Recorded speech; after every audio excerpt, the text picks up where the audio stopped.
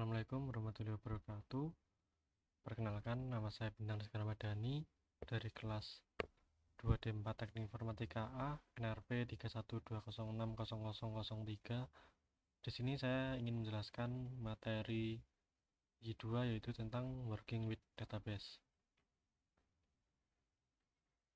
Yang pertama ada YDAO atau Database Access Object. YDAO dibangun di atas PDO atau PHP Data Object. PDO merupakan extension yang menyediakan antarmuka untuk mengakses database menggunakan bahasa PHP. YDAO menyediakan Object Oriented API untuk mengakses database relasional. YDAO merupakan dasar untuk metode pengaksesan database secara lebih advance seperti Query Builder dan Active Record. YDAO dapat langsung mendukung DBMS berikut ini, yaitu yang pertama ada MySQL, MariaDB, SQLite, PostgreSQL, Subrit versi 9,3 ke atas, Oracle, MS SQL versi 2008 ke atas. Untuk koneksi ke database Y2, dapat mengakses database Anda harus terhubung ke database tersebut dengan cara membuat instance dari YDB connection. Akses ke database seringkali dilakukan dari beberapa tempat berbeda.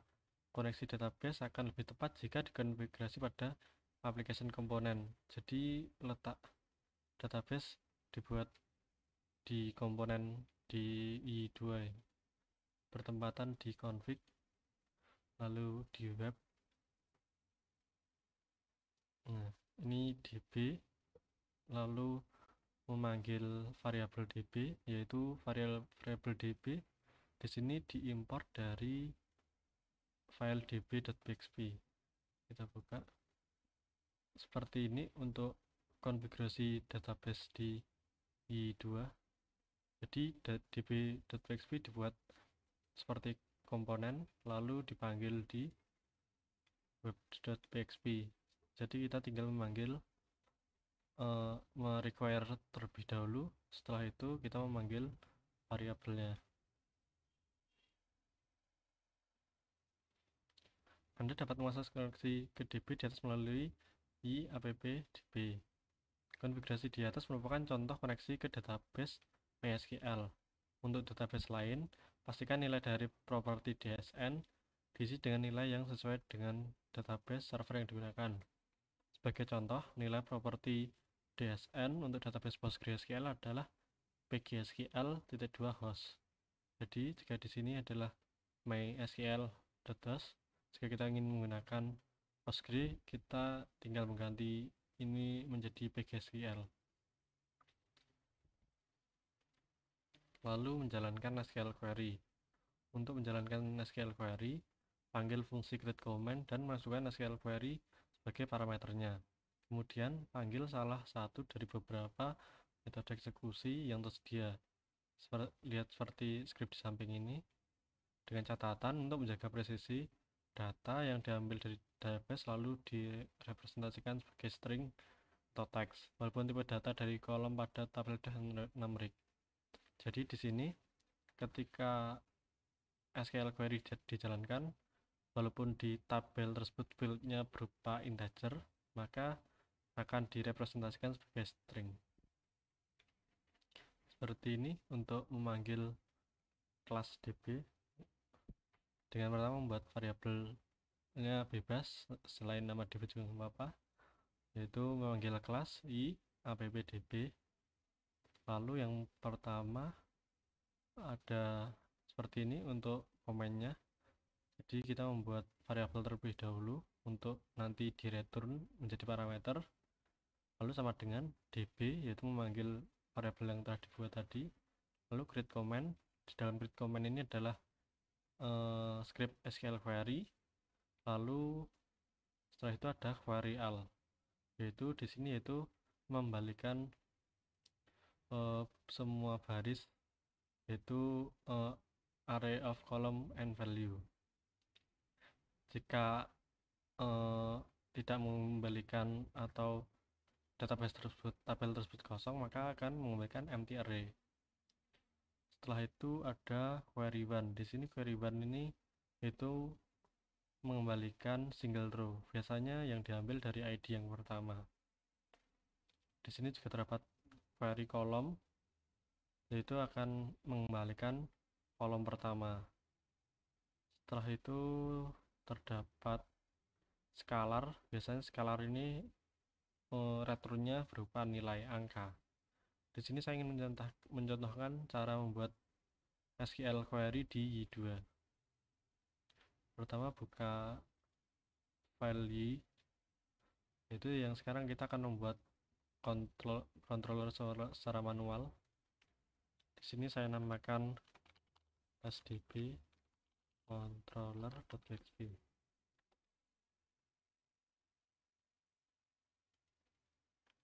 Kita masukkan tag PHP, terus kita buat kelas sdb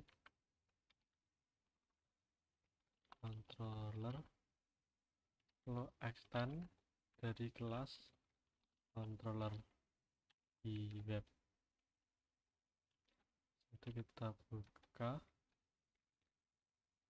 Setelah itu kita masukkan namespace-nya, yaitu berada di app lalu controller. Setelah itu kita akan membuat action ID-nya. Di sini saya namakan read saja. Setelah itu di sini kita akan membuat variabel untuk memanggil kelas db, yaitu memanggil variabel I, lalu app, lalu db. Setelah itu akan akan mengambil data dengan saya namai variabel data. Di sini kita panggil variabel db. Setelah itu tanda panah, kita cari namanya create comment. Setelah itu kita masukkan SQL query-nya.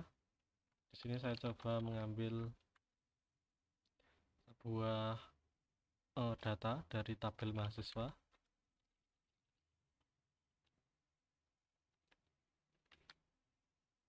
Setelah itu akan membalikan nilai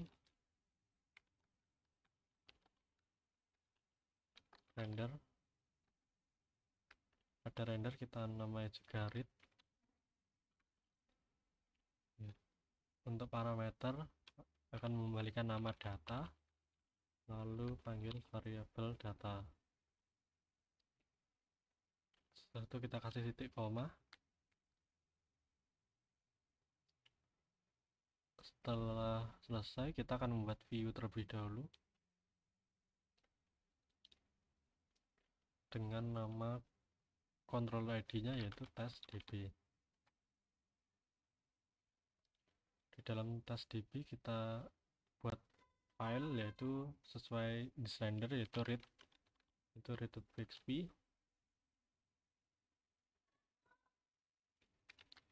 Langsung kita buat. Di sini saya coba buat div test data, lalu kita panggil tag php.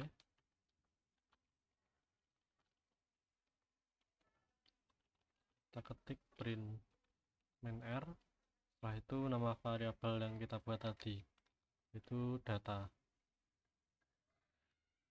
Setelah kita save, sekarang kita coba di browser. Kita coba refresh. Setelah itu kita buka controllernya yaitu testdb, lalu actionnya read.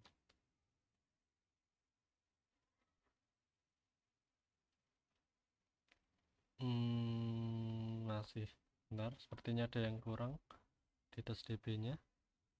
Kita lupa tidak memasukkan yaitu komen yang terakhir, query all, yaitu akan mengambil semua data dari mahasiswa. Kita refresh. di sini terdapat hanya satu data. Jika kita lihat melalui controller mahasiswa, ini terdapat satu data. Di sini saya ingin coba menambah datanya.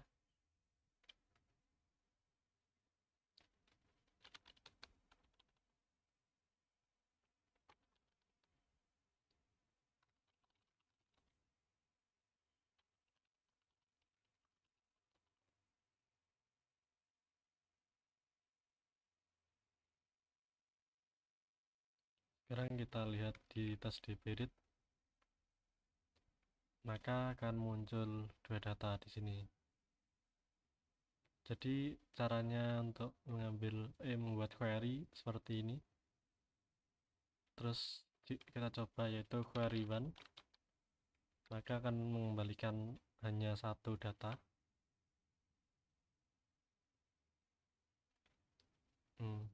Hanya memberikan yang ID teratas, yaitu ID 1. Di sini juga kita bisa, kalau query kolom biasanya akan membalikan kolomnya, yaitu berupa angka 1. Nah, jadi angka ID-nya yang dikembalikan di sini.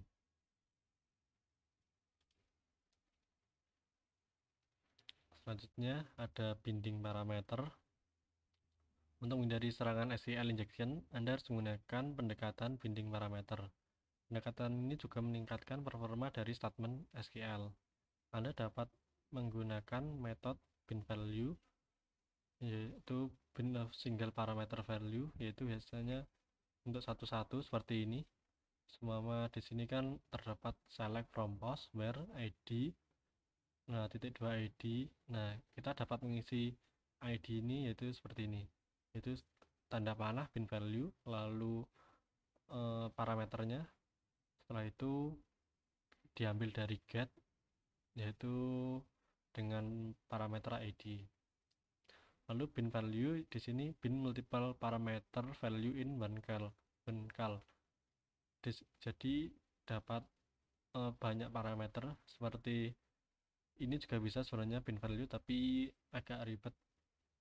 Lalu ada cara seperti ini juga. Jadi kita pertama membuat parameter, kita masukkan parameternya apa saja. Di sini ID diambil dari get, lalu status yang diambil hanya status yang berupa angka 1. Jadi penggunaannya sama seperti yang atas tadi, select from post where ID, habis itu n status dapat bin values menggunakan s. Setelah itu parameternya tadi dipanggil sini. Jika langsung juga bisa, jadi ini kita pindahkan di sini langsung. Setelah itu query one berarti hanya mengambil satu data. Atau juga dapat seperti ini membuatnya, db create comment select bintang from post where ID, status langsung koma, yaitu kita panggil nama parameternya tadi. Lalu terdapat bin param, sama seperti bin value, tetapi support binding parameter reference. Seperti ini. Jika jadi memanggil dari ini namanya variabel, jadi nilainya didapatkan dari nilai variabel. Setiap melakukan command query one, jadi otomatis command ini akan mengecek ID yang dipanggil di variabel tersebut, nilainya di variabel tersebut. Menjalankan perintah SQL selain query.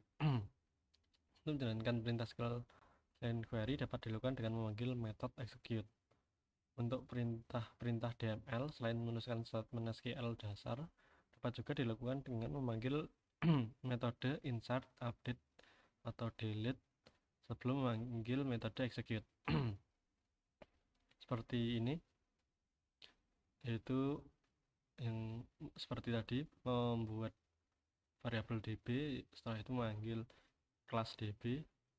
Untuk di sini untuk mengupdate data, yaitu dengan create comment update post set status 1 where ID-nya berapa, lalu jangan lupa execute untuk menjalankan perintah tersebut.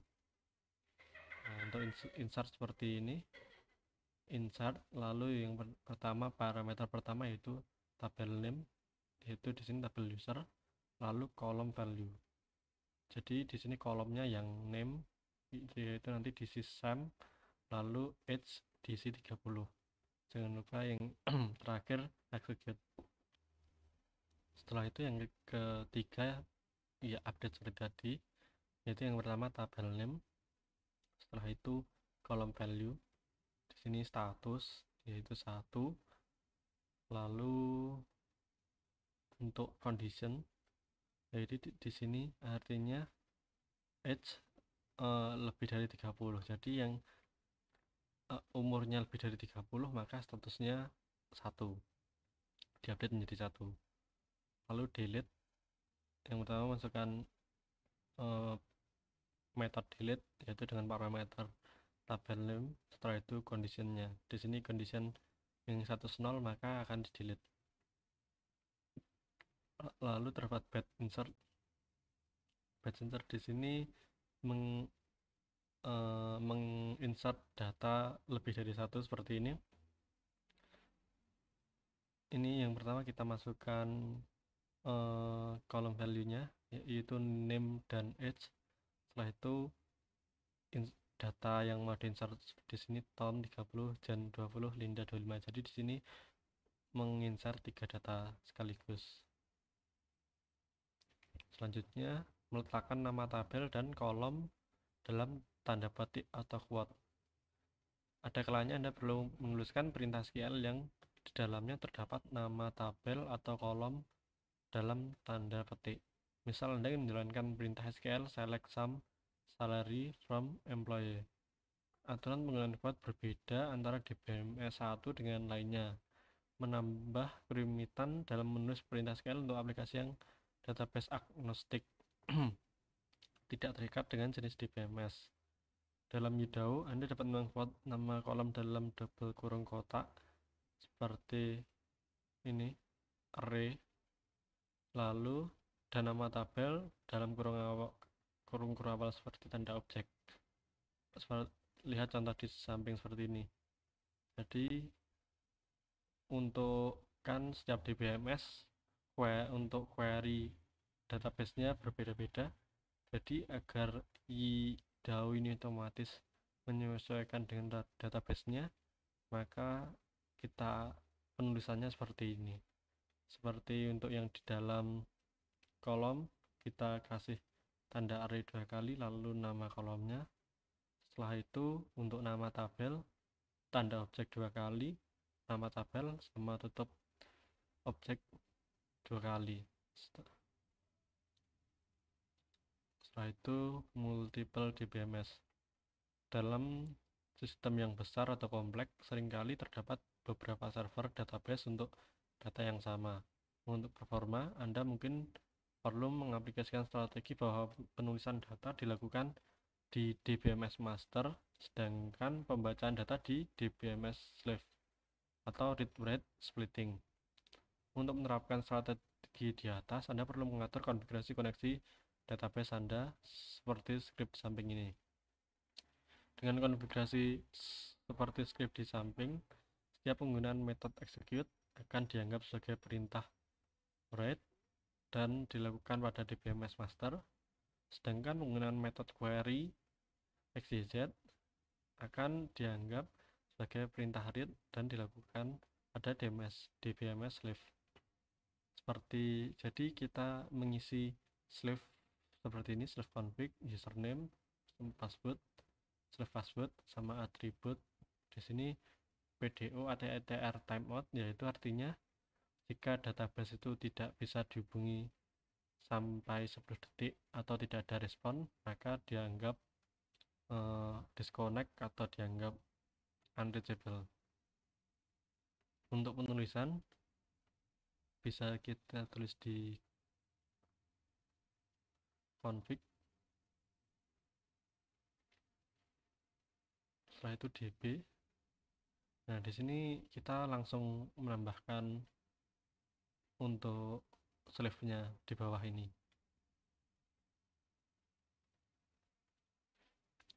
Setelah itu di sini terdapat slave. Di sini jika servernya sehingga 4 server, yaitu akan bekerja secara round robin, yaitu semua query yang satu dilaksanakan di sini, selanjutnya di server 2, selanjutnya lagi server 3, server 4, hingga server slave-nya habis, yaitu akan kembali ke server 1 lagi. Bekerja dengan skema, YDAO menyediakan metode lengkap untuk memanipulasi objek-objek di dalam database. Jadi banyak metode-metode untuk YDAO untuk mempermudah. Jika kita tadi menggunakan query SQL query, sebenarnya tidak apa, tapi akan memperpanjang kode. Jadi kita jika cuman untuk insert, delete, update, sama delete, kita dapat menggunakan metode-metode YDAO. Jadi di sini seperti create tabel, membuat tabel baru dengan create tabel. Untuk rename juga dapat menggunakan rename tabel. Untuk menghapus tabel juga dapat menggunakan drop tabel. Untuk menghapus semua data di tabel tersebut dapat menggunakan metode truncat tabel. Setelah itu menambah kolom dapat menggunakan add column. Untuk merename kolom juga dapat menggunakan metode rename column. Untuk menghapus kolom dapat menggunakan drop column. Setelah itu altering a column, alter column, yaitu fungsinya seperti jika varchar kita sebelumnya diisi dengan size 20, ingin kita perbesar menjadi 30, maka dapat menggunakan alter column ini. Setelah itu untuk menambah primary key dapat menggunakan metode add primary key. Untuk menghapus primary key juga tinggal dapat drop primary key, dan seterusnya. Query builder dibangun di atas YDAO. Dengan query builder memungkinkan Anda untuk membentuk statement SQL secara agnostik. Penggunaan query builder normalnya membutuhkan 2 langkah. Yang pertama, membuat objek IDB query yang merepresentasikan SQL query. Lalu yang kedua, menjalankan metode query. Di sini contohnya all, ya, dari IDB query untuk mengambil data dari database. Script di atas akan menjalankan statement SQL seperti di bawah ini. Jadi jika kita lihat pada script ini, yang pertama kita membuat variabel query, itu dengan membuat kelas baru dari IDB query. Setelah itu membuat variabel lagi, yaitu row, dengan memanggil variabel yang tadi dibuat, yaitu query. Sini select, lalu di sini menyelect field ID dan email. Setelah itu dari tabel user dengan where, yaitu last name-nya bernama Jono, yaitu akan mengambil data sebesar hanya 10 saja. Setelah itu all untuk mengambil semua data. Jika seperti ini, jika script data akan menjalankan statement SQL seperti bawah ini. Jadi menggunakan query builder akan mempermudah pekerjaan, yaitu tidak serumit seperti ini, dimana bin parameter last name diisi dengan teks Jono, dengan catatan query builder secara otomatis akan menggunakan bin parameter.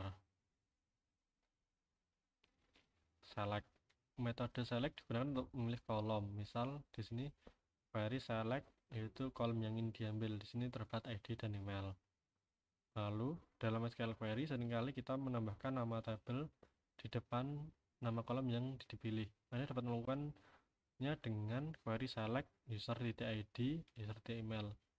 Biasanya kita kalau sudah berhubungan dengan banyak tabel, kita memanggil kolom tersebut dengan nama tabelnya, yaitu isi field dari tabel itu ID. Di sini tabel user memanggil field email, seperti itu. Anda juga dapat menambahkan alias untuk kolom dengan cara query select. Jadi untuk membuat alias ID, yaitu akan dialias menjadi ID user dan email. Untuk select, yaitu juga dapat seperti ini juga, penulisannya tidak harus menggunakan AS, ID, tanda panah, lalu yang ingin dibuat alias ID user. Anda juga dapat menggunakan fungsi dalam database dengan cara seperti ini. Jadi concat itu untuk menggabung sebuah string. Di sini yaitu first name dan last name digabung, yaitu menjadi dengan alias full name. Setelah itu Anda dapat menggunakan metode nSelect untuk menambahkan kolom yang dipilih, yaitu query select ID email. Setelah itu query select @select last name from. Di sini digunakan untuk menentukan tabel di mana query akan dilakukan. Contoh untuk menggunakan from seperti dua ini, jadi memanggil query from, setelah itu nama tabelnya yaitu user. Anda juga dapat menjalankan SQL query pada lebih dari satu tabel. Di sini seperti kita akan membutuhkan saat join atau menggabungkan dua tabel, tiga tabel, yaitu dapat menggunakan seperti ini. Tabelnya kita panggil di dalam from ini dengan menggunakan array, lalu nama tabel, koma, terus nama tabel yang ingin di join. Lalu untuk menggunakan tabel alias dapat Anda lakukan dengan cara seperti ini. Jadi kita dapat menamai tabel tersebut alias kalau membutuhkan alias, yaitu dengan user spasi yaitu nama aliasnya seperti itu. Jika post juga kita akan melakukan aliasnya dengan spasi p, atau juga dapat seperti tadi yaitu pas bagian select seperti itu. Untuk cara penulisannya u sama dengan user, p sama dengan post. Anda juga dapat menggunakan subquery pada form.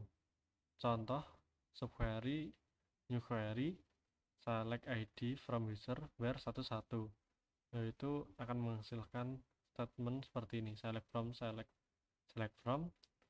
Jadi di select from ini terdapat subquery lagi, select ID from user where 11. Setelah itu query. Nah, jadi penulisannya seperti ini, query from u tanda panah row subquery. Lalu where biasanya digunakan untuk memfilter data. Metode where digunakan untuk menuliskan kondisi dari SQL query. Misal query where 11, yaitu mengambil data dari tabel tersebut dengan status 1, atau dengan menggunakan bin parameter seperti ini. Jadi kita akan memasukkan bin parameternya dan titik status. Setelah itu yang diambil dari bin parameter tersebut. Jangan menggunakan variabel dalam where secara langsung karena akan rentan diserang dengan SQL injection. Berikut ini contoh yang harus dihindari.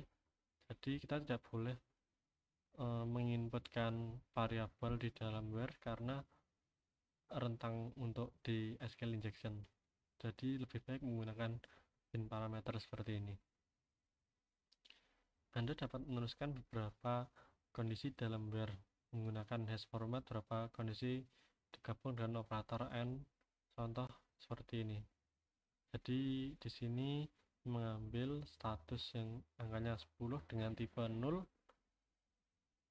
lalu ID-nya 4,815. Jadi untuk memanggil operator AND seperti ini. Anda juga dapat menggunakan subquery pada where. Jadi seperti tadi dapat menggunakan subquery juga. Lalu andwhere dan orwhere. Metode arwhere dan orwhere digunakan untuk menambahkan kondisi dalam sebuah query. Misal status di sini 10, search y.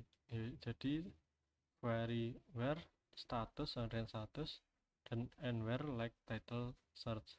Pada di atas akan generate query seperti berikut ini. Jadi where 110 dan title like y. Di sini jika like itu seperti untuk mencari seperti kata, nanti akan ditampilkan di sini, otomatis akan yidout menambahkan tanda persen. filter where. Ketika membuat kondisi pada where yang melibatkan masukan dari user, biasanya Anda ingin mengabaikan jika nilai inputnya kosong. Misal pencarian berdasarkan username dan email, namun akan mengabaikan kondisi jika username atau email kosong. Dapat ditulis dengan seperti ini. Jadi selama kita ada pencarian membutuhkan dua parameter, jika email tersebut dikosongi, maka otomatis where masih bisa mencari, yaitu dengan nama username. Jika variabel email kosong dengan username ada nilainya, maka query yang di-generate adalah where username sama dengan bin parameter username. Mirip seperti metode AndWhere dan OrWhere, Anda juga dapat menggunakan metode AndFilterWhere dan OrFilterWhere untuk menambahkan kondisi di dalam sebuah query. Setelah itu